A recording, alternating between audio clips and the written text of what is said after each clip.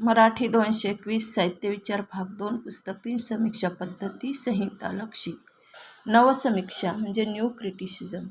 यामधला आपण पहिला प्रश्न बघूया. नवसमीक्षेचा प्रवाह कधी उदयास आला? 20व्या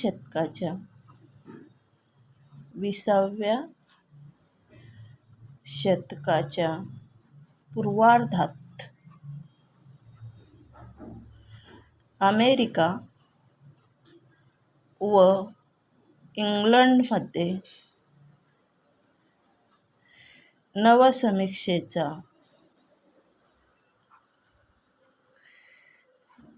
प्रवाह उदयास आला व तो जगभर प्रभावी ठरला.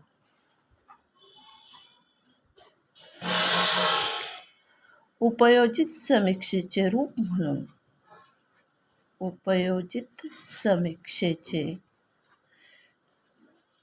म्हणून या समीक्षेकडे पाहिले गेले.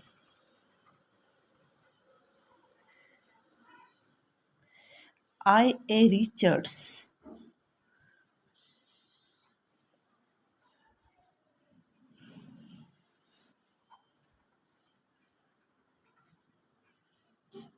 T.S. इलियट,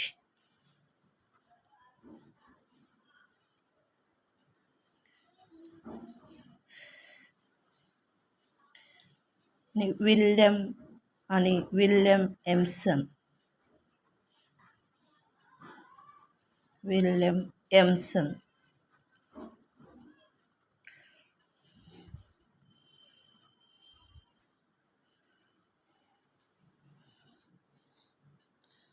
हे इंग्लंडमधील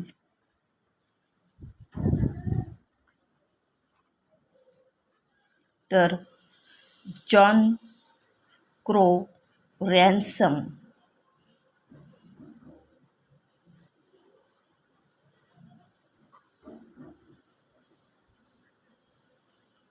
क्लियंथ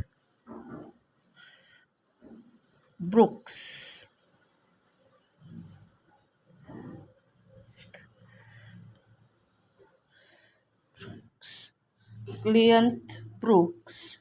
हे अमेरिकेतील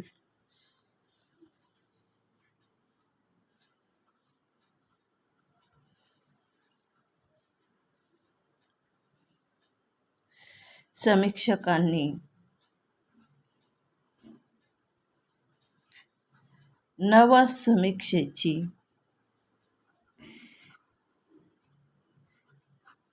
म्हणजेच न्यू क्रिटिसिझमची मांडणी केली. या समीक्षकांनी केलेल्या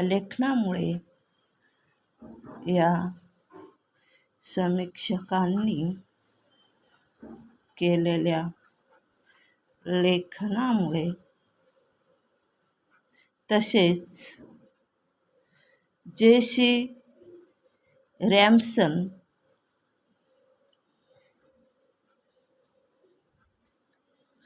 यांच्या न्यू क्रिटिसिझम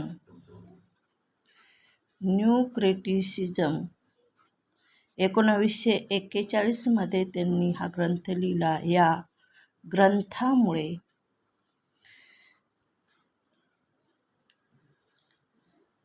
त्यास नवसमीक्षा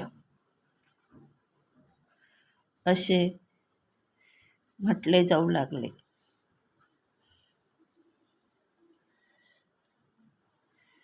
विसाव्या शतकाच्या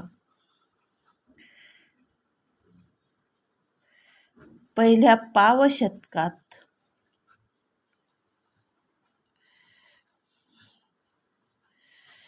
नवसमीक्षेची पायाभरणी झाली. I.A. रिचर्ड्स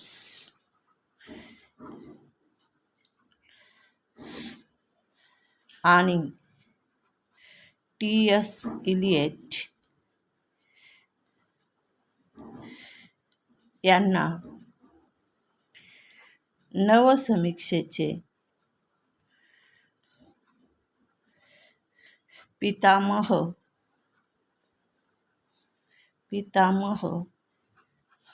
म्हणून गणले गेले. नवसमीक्षा म्हणजेच न्यू क्रिटिसिझम या संज्ञेचा वापर कोलंबो विद्यापीठात जे.ई.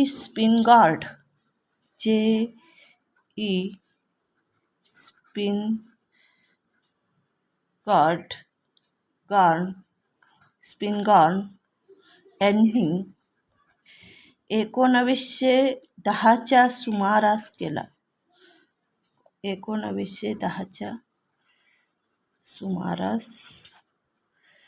केला. या शब्दप्रयोगामागे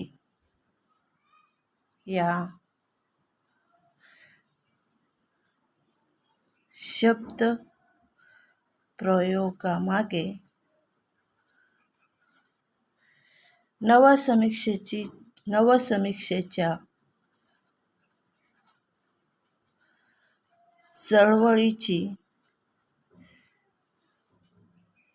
चळवळीची पार्श्वभूमी आहे.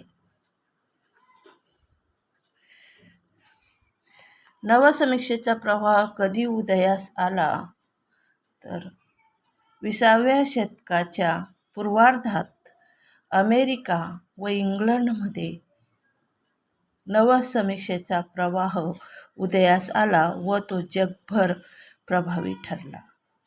उपयोजित समीक्षेचे रूप म्हणून या समीक्षेकडे पाहिले गेले आणि आय. Richards, T.S.. इलियट आणि विल्यम एमर्सन हे इंग्लंडमधील तर जॉन क्रो रॅन्सम, क्लियंट ब्रूक्स हे अमेरिकेतील या समीक्षकांनी नवसमीक्षेची मांडणी केली. या समीक्षकांनी केलेल्या लेखनामुळे तसेच जशी रॅन्सम यांच्या न्यू क्रिटिसिझम या ग्रंथामुळे त्यास नवसमीक्षा असे म्हटले जाऊ लागले आणि 20व्या शतकाच्या पहिल्या पावशतकात नवसमीक्षेची पायाभरणी झाली आणि आय. रिचर्ड्स आणि टी.एस. इलियट यांना नवसमीक्षेचे पितामह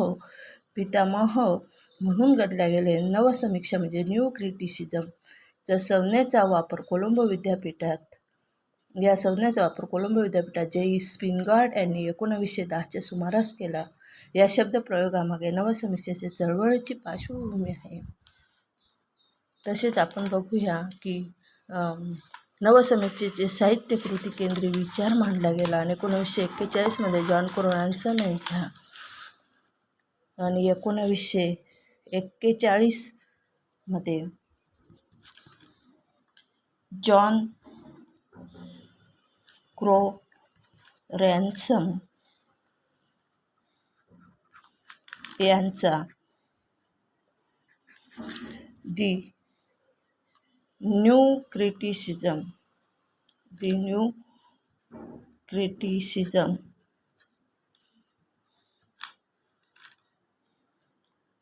हा ग्रंथ प्रकाशित झाला.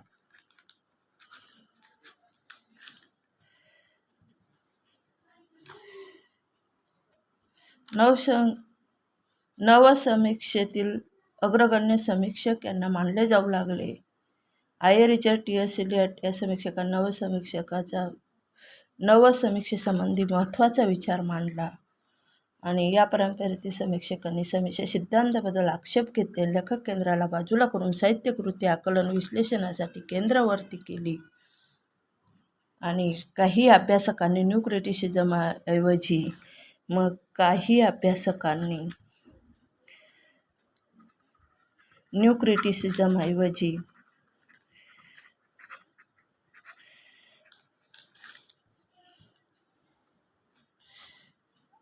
सौंदर्यवादी रूपवाद रूपवाद म्हणजे ॲथलेटिक्स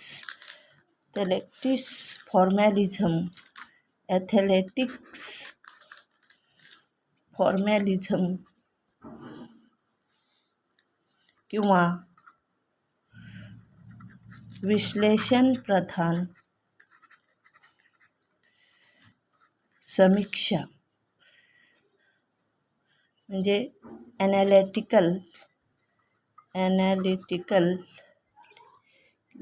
ॲनालिटिकल क्रिटिसिझम असे शब्द सुचवले.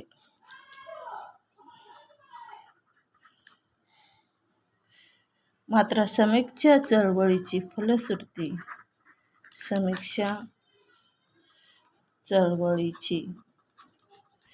फलश्रुती म्हणून नवसमीक्षा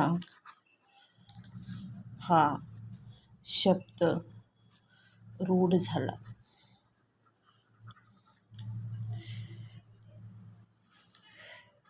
T.S. Eliot, I.A. रिचर्ड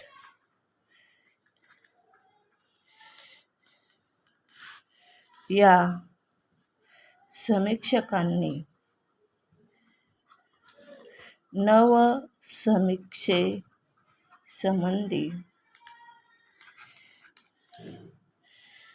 विचार मांडला. नवसमीक्षा या संज्ञेबद्दल अभ्यासकांमध्ये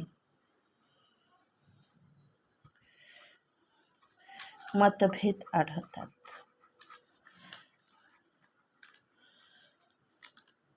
मात्र हे खरे आहे की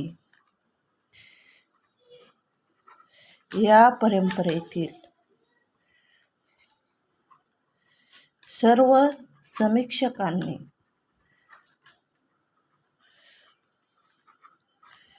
पारंपरिक समीक्षा सिद्धांताबाबत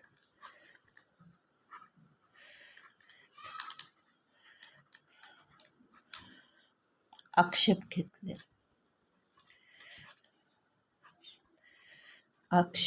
घेतले आणि लेखक केंद्राला बाजूला करून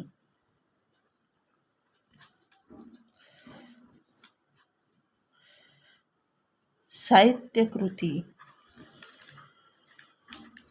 ही आकलन विश्लेषणासाठी केंद्रवर्ती केली.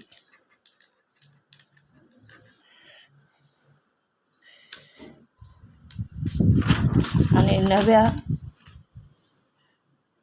त्याचबरोबर संरक्षणाच्या नव्या पद्धतीने त्याचबरोबर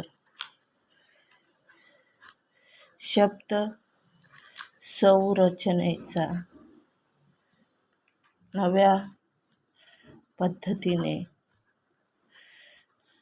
विचार मांडला.